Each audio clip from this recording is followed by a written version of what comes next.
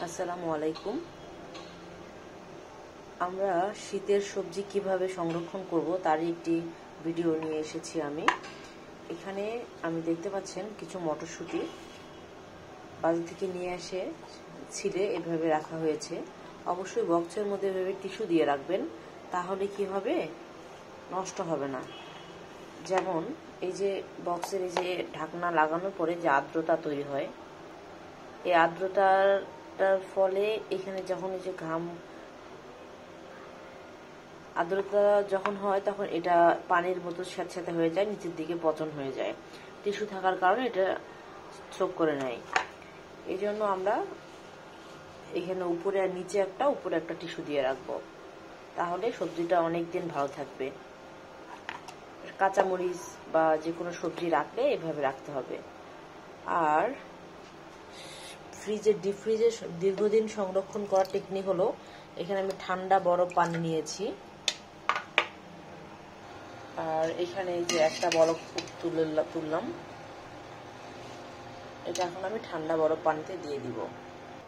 সবজিটা আমি একটা বরফ তুলে নিলাম জাস্ট। এখন এই সবজিটা আমরা ঠান্ডা বরফ পানিতে দিয়ে দিব, তাহলে কালারটা একদম সুন্দর সতেজ থাকবে, সবুজ হয়ে থাকবে। কারণ এটা যদি আমরা গরম পানিতে রেখে দিই, ধীরে ধীরে কালারটা নষ্ট হয়ে যাবে।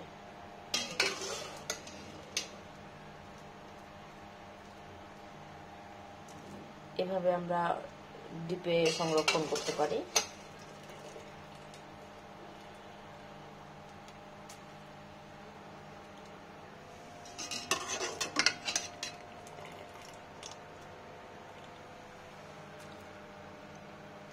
এই যে একদম সবুজ হয়ে থাকবে এই সবজিটা। তো তারপরে এটা আমি পানিটা ঝরে নিব, নিয়ে জিপলক ব্যাগে অথবা বক্সে ডিপে সংরক্ষণ করব। রান্নার আগে 5 মিনিট আগে আমরা সেটা বের করে রান্নাতে ব্যবহার করতে পারবো। তো এই তো আমি ছাঁকনিতে নিয়ে নিয়েছি, এখন পানিটা ঝরে যাবে, তারপরে আমরা ব্যাগে রেখে দিব। এই ধরনের জিপলক ব্যাগে আমরা রেখে দিতে পারি। আর এটা এই বক্সের মধ্যে যেটা রেখেছি এটা নরমালে রাখবো।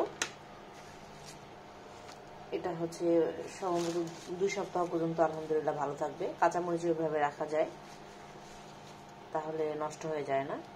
এইভাবে নিচে একটা টিস্যু, উপরে একটা টিস্যু।